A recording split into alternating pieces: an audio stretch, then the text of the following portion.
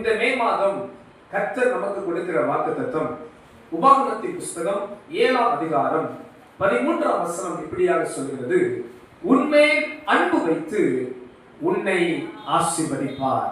அருகாமையில் இருக்கவங்களை பார்த்து சொல்லுங்க, கர்த்தர் உங்கள் மேல் அன்பு வைத்து உங்களை ஆசீர்வதிப்பார். அல்லேலூயா. இந்த மாதத்தில் தேவன் நம்மேல் வைத்த அன்பை குறித்து சிந்திக்க கர்த்தர் நமக்கு கிருபை தருவாராக. உங்கள் மேலும் என் மேலும் தேவன் விசேஷமாய் அன்பு வைத்திருக்கிறார். உங்களையும் என்னையும் அவர் அளவுக்கு அதிகமாக நேசிக்கிற தேவனாய் இருக்கிறார். வேதம் தேவனை குறித்து சொல்கிறது, தேவன் அன்பாகவே இருக்கிறார். அப்படிப்பட்ட தேவன் நம் மீது அன்பு கூர்ந்தார் என்று பார்க்கிறோம். இந்த காலை நேரத்தில் சில காரியங்களை உங்கள் முன் வைக்க விரும்புகிறேன். தேவன் நம்மை வைத்த அன்பு எப்படிப்பட்டது, தேவன் நம்மை வைத்ததால் கிடைக்கிற ஆசீர்வாதம் எப்படிப்பட்டது என்கிற இரண்டு காரியங்களை குறித்து சுருக்கமாய் உங்களோடு பகிர்ந்து கொடுக்க விரும்புகிறேன். முதலாவது ஒரு காரியம், தேவன் நம்மை வைத்த அன்பு எப்படிப்பட்டது. நாம் எல்லாரும் அறிந்ததுதான், தேவன் நம்மை வைத்த அன்பு மிகப்பெரியது. வசனம் இப்படியாக சொல்கிறது, எரேமியா தீர்க்கதரிசன புஸ்தகம் 31ஆம் அதிகாரம் 3ஆம் வசனத்தை வாசித்தீர்கள் என்றால், எரேமியா 33:31-3, எரேமியா 31:3 வாசிக்கிறீங்களா? 31:3 நான் வாசிக்கிறேன். பூர்வ காலம் முதல் வாசிமா, பூர்வ காலம் முதல் கர்த்தர் எனக்கு தரிசனையானார் என்பாய், ஆம் அநாதி சிநேகத்தால் உன்னை சிநேகித்தேன், ஆதலால் காருண்யத்தால் உன்னை இழுத்துக் கொள்கிறேன். ஆமென் சொல்லுவோம். ஆமென். அன்பானவர்களே, உங்கள் மேலும் என் மேலும் நம் மேலும் அன்பு வைத்த தேவனின் அன்பு எப்படிப்பட்டது என்றால், அநாதி சிநேகத்தால் கர்த்தர் நம்மை சிநேகித்தாரா. ஆங்கிலத்தில் இந்த வார்த்தை ரொம்ப அருமையா இருக்கிறது. God has loved us an everlasting love. நித்திய அன்பு, மாறாத அன்பு, அன்கண்டிஷனல் அன்பு, அநாதி சிநேகத்தால் தேவன் உங்களையும் என்னையும் நேசித்திருக்கிறார். ஹல்லேலூயா. இந்த காலை நேரத்தில் இந்த வார்த்தையை கேட்கிற அன்பானவர்களே, நீங்கள் எப்படிப்பட்டவர்களா இருந்தாலும், நமது வாழ்வின் பின்னணியங்கள் எப்படிப்பட்டதா இருந்தாலும், நமது வாழ்க்கை தீர்மானம், படிப்பு, திறமை, ஞானம், பொருளாதார நிலைமை, இது எல்லாவற்றை தேவன் பார்க்கிறவர்கள் அல்ல. அவர் உங்களை அநாதி சிநேகத்தால் சிநேகித்திருக்கிறார், காருண்யத்தினால் உங்களை இழுத்துக் கொண்டிருக்கிறார். ஹல்லேலூயா. அவருடைய அன்பு மாறாது, அவருடைய அன்பு நித்திய காலமானது. அவர் ஏதோ ஒரு கண்டிஷனாக உங்களை நேசிக்கவில்லை. ஏதோ நீங்கள் நேசிப்பீர்கள் என்று, இல்லை ஏதோ நீங்கள் கொடுப்பீர்கள் என்று, இல்லை ஏதோ அவருக்கு நீங்கள் கீழ்ப்படுகிறீர்கள் என்று தேவன் உங்களிடத்தில் அன்பு காண்பிக்கவில்லை. வசனம் சொல்கிறது, முந்தி அவர் நம்மிடத்தில் அன்பு கூர்ந்தார். நாம் பாவிகளா இருக்கும் போதே இயேசு நமக்காக மரித்தார். அவரது அன்பு அநாதி சிநேகம். உங்களை என்னையும் அவருடைய அநாதி சிநேகம் நம்மை நேசித்தது. அவர் அன்பாகவே இருக்கிறபடியா நம் மீது அன்பு கூறுகிறார். நீங்க எப்படிப்பட்டவராய் இருந்தாலும் தேவன் உங்கள் மேல் அன்புள்ள தேவனாய் இருக்கிறார். உங்கள் மேல் அவர் தமது அன்பை வெளிப்படுத்துகிற தேவனாய் இருக்கிறார். அவரது நேசம் எப்போது உங்களுக்காக கரம் விரித்துக் கொண்டே இருக்கிறது. அவருடைய அன்பு எப்போது உங்களை இழுத்துக் கொள்ள விரும்புகிறது. மகனே மகளே நீ வா என்று அவருடைய அன்பு உங்களுக்காக ஏங்கிக் கொண்டே இருக்கிறது. நான் அடிக்கடி சிந்தித்து பார்ப்பேன், மனுக்குலம் வீழ்ந்த போது தேவன் மனிதனுக்காக இறங்கினார். உங்களுக்காகவும் எனக்காகவும் ஆண்டவர் இயேசு இறங்கி வந்தார். நம் மீது வைத்த அன்பு ஆங்கிலத்தில் எப்படி இருக்கும்? அவர் பரலோகத்தில் வாழ்வதை காட்டிலும் பூமியில் வந்து மறிக்க விரும்பினார், நாம் நித்திய ஜீவனை பெற்றுக்கொள்ள. பாருங்கள் எவ்வளவு அன்பு, பாருங்கள் அன்பானவர்களே. தேவன் நம்மை வைத்த அன்பு எப்படிப்பட்டது? அநாதி சிநேகம், எவர்லாஸ்டிங் லவ், அன்கண்டிஷனல் லவ், நித்திய அன்பு. முந்தி முதலாவது அவர் நம்மிடத்தில் அன்பு கூர்ந்தார். ஹல்லேலூயா. இரண்டாவது காரியம் பார்க்கலாம், தேவன் நம்மை வைத்த அன்பு எப்படிப்பட்டது? எபேசியர் 3ஆம் அதிகாரம் 18-19 வசனத்தில் பார்த்தீர்கள் என்றால், அப்போஸ்தலனாகிய பவுல் எபேசு சபையாருக்காக ஒரு காரியத்தை சொல்லி ஜெபிக்கிறார். ஜெபிக்கும் போது அவர் சொல்லுகிற ஒரு வார்த்தையை கவனியுங்கள். எபேசியர் 3ஆம் அதிகாரம் 18-19 வசனம். சகல பரிசுத்தவான்களோடு கூட கிறிஸ்துவினுடைய அன்பின் அகலமும் நீளமும் ஆழமும் உயரமும் இன்னதென்று உணர்ந்து அறிவு கேட்டாத அந்த அன்பை அறிந்து கொள்ள நீங்கள் வல்லவர்களாய் மாற வேண்டும். ஹல்லேலூயா. அன்பார்ந்தவர்களே, ஆண்டவராகிய இயேசு கிறிஸ்துவின் அந்த அன்பின் ஆழம் அகலம் உயரம் நீளம் இன்னதென்று உணர்ந்து வேதம் சொல்கிறது, அறிவுக்கு எட்டாத அந்த அன்பை அறிந்து கொள்ள நாம் வல்லவர்களாய் மாற வேண்டுமா? தேவன் நம்மை வைத்த அன்பு அறிவுக்கு எட்டாது. இந்த உலக பிரகாரமான ஞானத்தோடு ஒப்பிட முடியாது. உலக அன்போடு ஈடு காண்பிக்க முடியவே முடியாது. சிந்தித்து பாருங்கள். இவர் சொல்லும்போதே சொல்கிறார், அன்பின் ஆழம் அகலம் நீளம் உயரம் இதை உணர்ந்து கொள்ள வேண்டுமா? அப்படி என்றால் பாருங்கள், அந்த அன்பை அறிந்திட முடியாது, அளவிடவும் முடியாது. அன்பானவர்களே, இந்த பூமியில நீங்க எந்த அன்போடும் தேவ அன்பை ஒப்பிடவே முடியாது. உலக பிரகாரமாக தாயின் அன்பை உன்னதமான அன்பு என்று சொல்வார்கள். தாய் தகப்பனின் அன்பை மகா மேன்மையான அன்பு என்று உலக பிரகாரமாக சொல்லுவார்கள். அந்த அன்பை காட்டிலும், அந்த உன்னதமான அன்பை காட்டிலும், அதற்கு பின்பு ஒரு குடும்ப உறவு, ஒரு கணவன் மனைவி அன்பை உச்சிதமாய் சொல்லுவார்கள். தாய்க்கு பின் தாரம் என்று சொல்லுவார்கள். உலகத்தில் உலக பிரகாரமாய் இருக்கிற மனைவி கணவன் அன்பை காட்டிலும், ஏன் பிள்ளைகள் அன்பை காட்டிலும், மற்ற எந்த உறவுகளின் அன்பை காட்டிலும், நட்புகளின் அன்பை காட்டிலும் தேவனுடைய அன்பு அறிவுக்கு எட்டாத அன்பு. உலக பிரகாரமான தாய் தகப்பனை காட்டிலும் நம் மீது அவர் மிகுந்த அன்பு கூர்ந்திருக்கிறார். தாய் தகப்பன் அன்பு மறைந்து போகும், குறுகிய காலம் இருக்கும். நட்புகள் அன்பு மாறி போகும். கொஞ்ச காலம் அந்த நட்பு இருக்கிற காலம் வரை அந்த அன்பு இருக்கும். அதற்கு பின்பு நட்புகள் மறந்து விடுவார்கள். உறவுகள் அன்பு சில காலம் இருக்கும், அதற்கு பின்பு மறைந்து போகும், மாறி போகும். ஆனால் தேவ அன்பு அப்படி அல்ல. அறிவுக்கு எட்டாத அன்பு, அளவிட முடியாத அன்பு, அதன் அகலம் ஆழம் நீளம் உயரம் இன்னதென்று உணர்கிற கிருபையை கர்த்தர் நம்ம எல்லாருக்கும் தர வேண்டும். தேவ சபைக்கு தர வேண்டும். ஏனென்றால் அவருடைய அன்பு மகா பெரியது. அன்பானவர்களை பார்த்து நான் தாழ்மையா சொல்றேன், இந்த பூமியில ஆண்டவர் இயேசுவை போல உங்களை நேசிக்கிறதுக்கு யாருமே கிடையாது. பக்கத்துல பாசுங்க, உங்களை இந்த பூமியில ஆண்டவரை போல உங்களை நேசிக்கிறதுக்கு வேற யாருமே இல்லை. அல்லேலூயா. ஆண்டவர் நம்மளை நேசிக்கிறது நிறைய உறவுகளை தந்திருக்கிறார், கர்த்தருக்கு ஸ்தோத்திரம். பெற்றோரை தந்திருக்கிறார், கர்த்தருக்கு ஸ்தோத்திரம். நல்ல குடும்ப உறவை தந்திருக்கிறார், கர்த்தருக்கு ஸ்தோத்திரம். சபை என்கிற உறவை தந்திருக்கிறார், கர்த்தருக்கு ஸ்தோத்திரம். நீங்க எல்லாரும் எங்களை நேசிக்கிறீங்க, நாங்க உங்களை நேசிக்கிறோம். இதெல்லாம் நல்லதுதான். ஆனா தேவ அன்போடு இந்த அன்பை, எந்த அன்பை ஒப்பிடவே முடியாது. அது அளவிட முடியாத, அறிவுக்கு எட்டாத அன்பு. அந்த அன்பை உணர்ந்து கொள்ளுகிற கிருபையை கர்த்தர் எல்லாருக்கும் தருவாராக. ஏனென்றால் அவர் நம் மீது அன்பு கூர்ந்தார், அநாதி சிநேகத்தால் அன்பு கூர்ந்தார், அறிவுக்கு எட்டாத அன்பினால் அன்பு கூர்ந்தார். இன்னொரு காரியம் சொல்ல விரும்புகிறேன். தேவன் நம்மை வைத்த அன்பு எப்படிப்பட்டது? 1 யோவான் 3ஆம் அதிகாரம் 16ஆம் வசனத்தை பார்த்தீர்கள் என்றால், 1 யோவான் 3ஆம் அதிகாரம் 16ஆம் வசனம், புதிய ஏற்பாட்டிலே,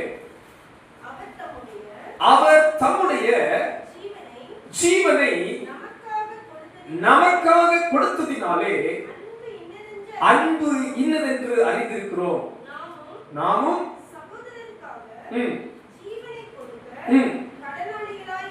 ஆமென். இந்த வசனம் அழகாய் சொல்கிறது, ஆண்டவர் இயேசு ஜீவனை நமக்காக கொடுத்ததினால் அன்பு இன்னதென்று அறிந்திருக்கிறோம். தேவனுடைய அன்பு எப்படிப்பட்டது? அது அநாதி சிநேகம், எவர்லாஸ்டிங் லவ், அன்கண்டிஷனல் லவ், நித்திய அன்பு. முந்தி நம்மிடத்தில் அன்பு கூர்ந்த அன்பு. இரண்டாவது பார்த்தோம், அது அளவிட முடியாத அன்பு, அறிவுக்கு எட்டாத அன்பு. மூன்றாவது பார்க்கிறோம், அது ஜீவனை கொடுக்கிற அன்பு. தேவன் நம் மீது வைத்த அன்பு எப்படிப்பட்டது என்றால், ஜீவனையே கொடுத்த அன்பு, ஜீவனையே தந்த அன்பு. வசனம் சொல்லுகிறது, தேவன் தம்முடைய ஒரே பேரான குமாரனை விசுவாசிக்கிறவன் எவனோ அவன் கெட்டு போகாமல் நித்திய ஜீவனை அடையும்படிக்கு அவரை தந்தருளி இவ்வளவாய் உலகத்தில் அன்பு கூர்ந்தார். அப்படி என்றால் தேவன் நம்மை வைத்த அன்பு எப்படிப்பட்டது? ஜீவனையே தந்த அன்பு.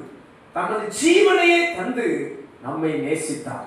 அன்பார்களை தாழ்மையை சொல்றேன், அன்பு உலக மனிதன் அழகா சொல்லுவாங்க இந்த வார்த்தையை பாருங்க.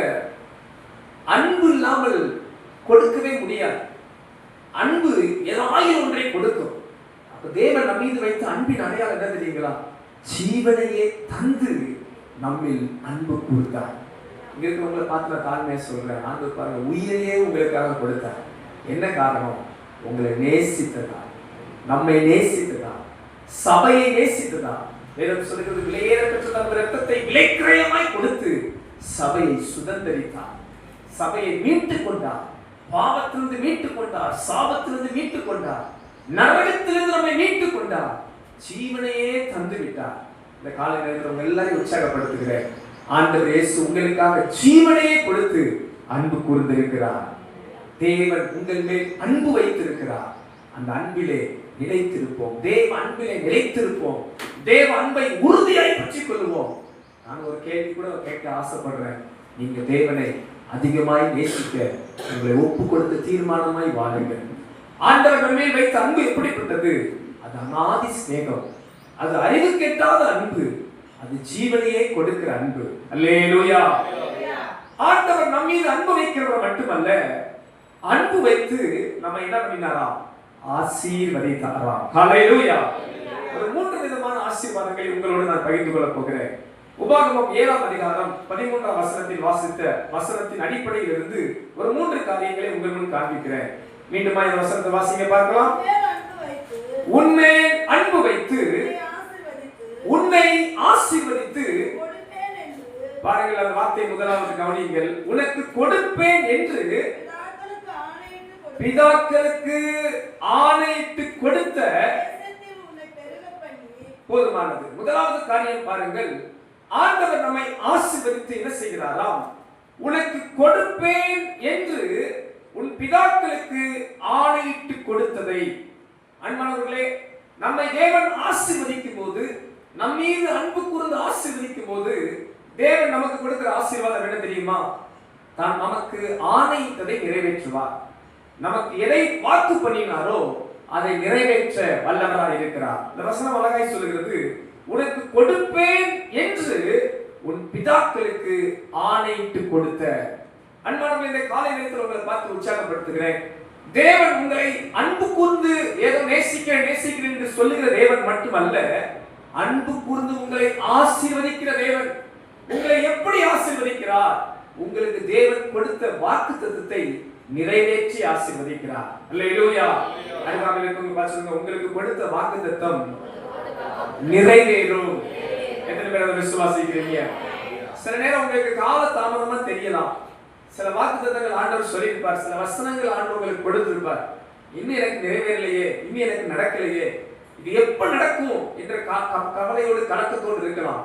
இந்த மாதம் உங்களை உற்சாகப்படுத்துகிறேன். ஆண்டவர் உங்க மேல அன்பு வச்சதுனால உங்களுக்கு கொடுப்பேன் என்று வாக்கு பண்ணினதை இந்த மாதம் கொடுக்க தேவன் வல்லவராக இருக்கிறார். எத்தனை பேருக்கு அந்த விசுவாசம் இருக்கு? நான் கர்த்தருக்குள்ள விசுவாசிக்கிறேன். தேவன் எனக்கு வாக்கு பண்ணினதை அவர் நிச்சயம் நிறைவேற்றுவார். ஹல்லேலூயா. அவர் சொல்லியும் செய்யாதிருப்பாரோ, அவர் வசனித்து நிறைவேற்றாதிருப்பாரோ. அவர் மனுஷன் அல்ல பொய் சொல்ல, அவன் மனுபுத்திரன் அல்ல மனம் மாற. இந்த காலை நேரத்தில் உங்களை அன்பு கூர்ந்து ஆசீர்வதிக்கிற தேவன் உங்களுக்கு வாக்கு பண்ணினதை, உங்களுக்கு சொன்னதை அவர் நிச்சயம் செய்வார். உங்களுக்கு தேவன் ஒரு வசனத்தை சொல்லியிருப்பார் என்றால் நான் தாழ்மையா சொல்லுவேன், அது ஆம் என்றும் ஆமென் என்றும் ஆகும். கர்த்தருடைய வாக்குத்தத்தங்கள் எல்லாம் இயேசு கிறிஸ்துவுக்குள் ஆம் என்றும் ஆமென் என்றும் இருக்கிறது. கர்த்தர் உங்களுக்கு கொடுத்த வாக்குத்தத்தம் இந்த மாதம் நிறைவேறும். விசுவாசமா சொல்லுங்க, இந்த மாதம் ஆண்டவர் எனக்கு கொடுத்த வாக்குத்தத்தங்கள் எல்லாம் நிறைவேறும். ஆண்டவர் சொன்னார், நான் உன்னுடனே கூடவே இருப்பேன் என்று சொன்னார். விசுவாசமா சொல்லுங்க, இந்த மாதம் நிறைவேறும். ஏனென்றால் அவர் என் மேல வச்ச அன்பினாலே இந்த ஆசீர்வாதம் எனக்கு கிடைக்க போகிறது. கர்த்தர் என் மேல வச்ச அன்பினாலே எனக்கு தேவன் கொடுத்த வாக்குத்தத்தம் நிறைவேறும். ஹல்லேலூயா. இரண்டாவது காரியம் பாருங்க, எப்படிப்பட்ட ஆசீர்வாதத்தை தேவன் தருகிறார்? உனக்கு கொடுப்பேன் என்று ஆணையிட்ட அந்த தேசத்திலே கொண்டு வந்து, வசனம் சொல்லுகிறது, வாசியுங்கள், உன்னை பெருக பண்ணுவேன். ஒரு ஆமென் சொல்லுங்கள். ஆமென். இரண்டாவது காரியம், நம் மீது அன்பு வைத்து எப்படிப்பட்ட ஆசீர்வாதத்தை தருகிறார்? முதல் காரியம் வாக்குத்தத்தம் நிறைவேறுகிற ஆசீர்வாதம். இரண்டாவது காரியம், பெருக பண்ணுகிற ஆசீர்வாதம். அருகாமைக்கு பார்த்து சொல்லுங்க, இந்த மாதம் கர்த்தர் உங்களை பெருக பண்ணுவாராக. அல்லேலூயா. எல்லா விதத்திலும் நம்ம கொஞ்சம் பெருகுனா நல்லா இருக்கும். ஆமென். அல்லேலூயா. விசுவாசமா நீங்க ஜெபம் பண்ணுங்க. நான் இருக்கிற நிலைமையில நடக்கூடாது, இருக்கக்கூடாது. நம்ம கொஞ்சம் பெருகணும். ஆவிக்குரிய நிலைமையிலும் பெருகணும், பூமிக்குரிய ஆசீர்வாதத்திலும் பெருகணும். அல்லேலூயா. யாபேஸ் ஜெபித்தான், தேவரே என்னை ஆசீர்வதித்து என் எல்லையை பெரிதாக்கும். நான் விசுவாசமா சொல்றேன், உங்க வாழ்க்கையை குறித்து நான் ஜெபிக்கிறதெல்லாம் நீங்கள் பெருகிக் கொண்டே இருக்க வேண்டும், நீங்கள் வளர்ந்து கொண்டே இருக்க வேண்டும், நீங்கள் முன்னேறி கொண்டே இருக்க வேண்டும். தேங்கின நதியா மாறிடக்கூடாது, தேங்கின தண்ணியை அருந்தக்கூடாது, குறுகிய வட்டத்துல வாழ்ந்துடக்கூடாது. சில பாருங்க, இந்த இப்படி சொல்லுவாங்க, குண்டா செட்டிக்குள்ள என்ன ஓட்டுவாங்களாம், குதிரை ஓட்டுவாங்க. அப்படின்னா என்ன அர்த்தம், அவங்க எண்ணமெல்லாம் ஒரு சின்ன வட்டத்துக்குள்ள மாறிடும். ஆனா நம்ம அப்படி இருக்க கூடாது, நாம் பெருகி கொண்டே இருக்க வேண்டும், முன்னேறி கொண்டே இருக்க வேண்டும். என் ஜெபம், கர்த்தர் இந்த மாதம் உங்களை பெருக்கத்துக்கு நேரே நடத்துவாராக. உங்க ஆவிக்குரிய ஜீவியம் பெருக்கத்துக்கு நேரே வருவதாக. உங்க பூமிக்குரிய காரியம் பெருகுவதாக. அல்லேலூயா. கொஞ்சம் எஸ்டாப்லிஷ் பண்ணணும், நமது எல்லைகள் பெரிதாக்கப்படணும். அன்றைய ஆசீர்வாதம் கொஞ்சம் பெருசா மாறணும். என் சம்பளம் கொஞ்சம் இந்த வட்டம் இந்த மாசம் கொஞ்சம் கூடணும், எனக்கு கொஞ்சம் எக்ஸ்ட்ரா வேணும். பக்கத்துல பசங்க கொஞ்சம் எக்ஸ்ட்ரா நமக்கு வேணும். அல்லேலூயா. கொஞ்சம் எக்ஸ்ட்ரா இருந்தா நல்லா தானே இருக்கும். அல்லேலூயா. எல்லாத்துலயும் கொஞ்சம் பெருகணும், உடம்பு கொஞ்சம் பெருக வேண்டியவங்களுக்கு பெருகணும். சோதர அல்லேலூயா. எல்லாம் நினைப்பீங்க பாஸ்டருக்கு தான் பெருகணும் அப்படின்ட்டு. எது எது பெருகணுமோ அதெல்லாம் என்ன பண்ணணும், நமக்கு கொஞ்சம் பெருகணும். ஆமென். குறுகியதா இருக்கக்கூடாது, பெருக்கத்தை கர்த்தர் கொடுப்பாங்க. அல்லேலூயா. நம்ம வாழ்க்கை பெருகும். பேங்க் பேலன்ஸ் கொஞ்சம் அப்படியே கூட வந்தா எப்படி இருக்கும், சோதரம். பேங்க் பேலன்ஸ் நிறைய இடத்துல பார்த்தாலே ஒருத்தவங்களுக்கு என்ன வந்துடும், சந்தோஷம் வந்துடும். அது மாதிரி ஜீரோ இல்லை கம்மியா இருந்தா ஐயோ பார்க்கும் போதெல்லாம் ஐயோ பேங்க் பேலன்ஸ் எப்படி இருக்கு, ஜீரோவா இருக்கு, மைனஸா இருக்கு, மினிமம் பேலன்ஸ் இருக்கு அப்படின்னு நடக்கும். அதுல உதாரணமா ஒரு குறிப்பிட்ட தொகை வந்துருச்சுன்னா பார்க்கும் போதே பரவாயில்லையே, என்ன இருக்கு என் பேங்க் அக்கௌண்ட்ல பணம் இருக்கு, ஒரு மகிழ்ச்சி வரும். அவங்க பாருங்க, ஜோப் பண்ணுங்க, ஆண்டவரே என்னை கொஞ்சம் என்ன பண்ணுங்க, பெருக்கத்துல நடத்துங்கப்பா. நான் குறுகி போக கூடாது, நான் பெருகணும், வளரணும், முன்னேறணும். இந்த மாதம் ஆண்டவர் மேல வச்ச அன்பினாலே உங்களை பெருக பண்ணுவாராக. நீங்க ஆண்டவர் அந்த கிருபையை கேளுங்க, ஆண்டவரே என்னை நீ பெருக பண்ணும், என் வாழ்க்கையை நீ பெருக பண்ணும், என் குடும்பத்தை நீ பெருக பண்ணும், என் மேல் அன்பு வைத்து என்னை ஆசீர்வதித்து பெருக பண்ணுவீர். அல்லேலூயா. மூன்றாவது காரியம், கடைசியா நம்ம மீது அன்பு வைத்து தேவன் நமக்கு கொடுக்கிற ஆசீர்வாதம் என்ன? தொடர்ந்து வசனத்தை வாசிங்க. உன் கற்பத்தின் கனியையும் உன் நிலத்தின் கனிகளாகிய உன் தானியத்தையும் உன் திராட்சரசத்தையும் உன் எண்ணெயையும் உன் மாடுகளின் பலனையும் உன் ஆட்டு மந்தைகளையும் ஆசீர்வதிப்பார். ஹல்லேலூயா. மூன்றாவது காரியம் அப்படியாக சொல்ல விரும்புகிறேன். இந்த வசனமாய் சொல்கிறது, உன் கற்பத்தின் கனி, உன் நிலத்தின் கனி, தானியம், திராட்சரசம், உன் எண்ணெய், உன் மாடுகள் பலன், உன் ஆட்டு மந்தையின் பலன், இப்படி எல்லா பிரயாசத்துக்கும் ஒரு பலனை கர்த்தர் தர விரும்புகிறார். மூன்றாவது காரியம், நம்மே தேவன் அன்பு கூர்ந்து நம்மை எப்படி ஆசீர்வதிக்கிறார் என்றால், நமது கைகளின் பிரயாசத்துக்கு பலன் தந்து ஆசீர்வதிப்பார். நமது கற்பத்தின் கனி, நமது நிலத்தின் விளைச்சல், நமது திராட்சரசம், எண்ணெய், மாடுகள், ஆடுகள், அன்றைக்கு இருந்த பிரயாசங்கள் அவைகளே, அன்றைக்கு இருந்த வருமானங்கள் அவைகளே. இந்த மாதத்திலே இன்றைக்கு நான் விசுவாசிக்கிறேன், நீங்கள் இந்த மாதம் எந்தெந்த முயற்சியெல்லாம் எடுக்கிறீர்களோ அந்தந்த முயற்சிகளுக்கு தக்க பலனை கர்த்தர் தருவார். இந்த மாதம் உங்க உழைப்புக்கு தக்க பலனை கர்த்தர் தருவார். உங்களது தொழிலுக்கு தக்க பலனை கர்த்தர் தருவார். உங்களது படிப்புக்கு தக்க பலனை கர்த்தர் தருவார். பிரயாசப்பட்டு பயிரிடுகிறவன் பலனில் முந்தி பங்கடைவான். இந்த மாதம் ஊழியத்துக்கு தக்க பலனை கர்த்தர் தருவார். ஏனென்றால் அவர் நம் மீது அன்பு கூர்ந்தபடியா நமது பிரயாசத்தின் பலனை அனுபவிப்போம். நமது பிரயாசப்படுகிற பிரயாசத்துக்கு ஆண்டவர் நிறைவான பலனை கொடுப்பார். சில நேரம் பாருங்க, நான் சில தேவ பிள்ளைகள் கலந்துறவரை நான் பார்த்திருக்கிறேன். கடினமா உழைக்கிறேன், எனக்கு பலம் இல்லை. நான் கடினமா பிரயாசப்படுறேன், எனக்கு ஆசீர்வாதம் இல்லை. நான் ரொம்ப முயற்சி பண்றேன், எனக்கு ஒரு நிறைவே இல்லை அப்படின்னு பலர் சொல்வார்கள். ஆனா இந்த மாதம் நான் விசுவாசிக்கிறேன், நீங்க எடுக்கிற முயற்சியை, பிரயாசத்தை கர்த்தர் அங்கீகரித்து கனம் பண்ணி அதை அனுகூலப்படுத்தி அதிலே ஒரு ஆசீர்வாதத்தை கொடுப்பார். ஹல்லேலூயா. காரணம், அவர் நம் மீது அன்பு கூர்ந்து நம்மை ஆசீர்வதிக்கிறவர். இந்த காலை நேரத்திலே இந்த 3 வித ஆசீர்வாதங்களையும் கர்த்தர் உங்கள் வாழ்வை நிறைவாய் தருவாராக. நாம் அவரிடத்தில் அன்பு கூர்ந்து அவர் வார்த்தைக்கு செவி கொடுப்போம் என்றால் நிச்சயமாய் இந்த வார்த்தைகள் வாக்குத்தத்தங்கள் ஆம் என்றும் ஆமேன் என்று இருக்கும். முதலாவது காரியம், அவர் நம் மீது அன்பு கூர்ந்தார். 3 காரியங்களை சொன்னார். ஆதி சிநேகத்தால் அன்பு கூர்ந்தார். அவரது அன்பு அளவிடவே முடியாது, எந்த மனுஷ அன்போடு ஒப்பிடவே முடியாது. ஜீவனையே தந்து அன்பு கூர்ந்தார். 2வது காரியம், அவர் நம்ம எப்படி அன்பு கூர்ந்து ஆசீர்வதிக்கிறார். அவர் நமக்கு கொடுத்த வாக்குத்தத்தங்களை நிறைவேற்றி ஆசீர்வதிக்கிறார். அது மட்டும் அல்ல, நம்மை பெருக பண்ணி ஆசீர்வதிக்கிறார். நமது கையின் பிரயாசத்தின் பலனை தந்து ஆசீர்வதிக்கிறார். அன்பான தேவ ஜனமே, கர்த்தர் உங்கள் மேல் அன்பு கூர்ந்து உங்களை ஆசீர்வதிப்பார். நான் மீண்டும் உங்களை உற்சாகப்படுத்துறது எல்லாம், இந்த கடைசி காலத்தில் சபை கிறிஸ்துவை நேசித்துக் கொண்டே இருக்க வேண்டும். ஆதி அன்பை மட்டும் விட்டுறாதீங்க. எபேசி சபை கிறிஸ்துவின் மேல் உள்ள அன்பை விட்டுவிட்டது, ஆதி அன்பை விட்டுவிட்டது. உங்களை நான் உற்சாகப்படுத்துகிறேன். அவர் எப்போது அன்புள்ள தேவனாகவே இருக்கிறார். அன்பை வெளிப்படுத்திக் கொண்டே இருக்கிறார். உங்களை அன்பின் நிமித்தம் ஆசீர்வதிக்க விரும்பிக் கொண்டே இருக்கிறார். ஆனா நீங்க கிறிஸ்துவின் மேலுள்ள அன்பையும் கிறிஸ்துவின் மேலுள்ள அந்த நேசத்தையும் மட்டும் விட்டுவிடாதபடி கடைசி வரை உறுதியாக நில்லுங்கள். கிறிஸ்துவின் அன்பிலே நிலைத்திருங்கள். கர்த்தர் உங்களின் அன்பு கூர்ந்து உங்கள் யாவரையும் ஆசீர்வதிப்பார்.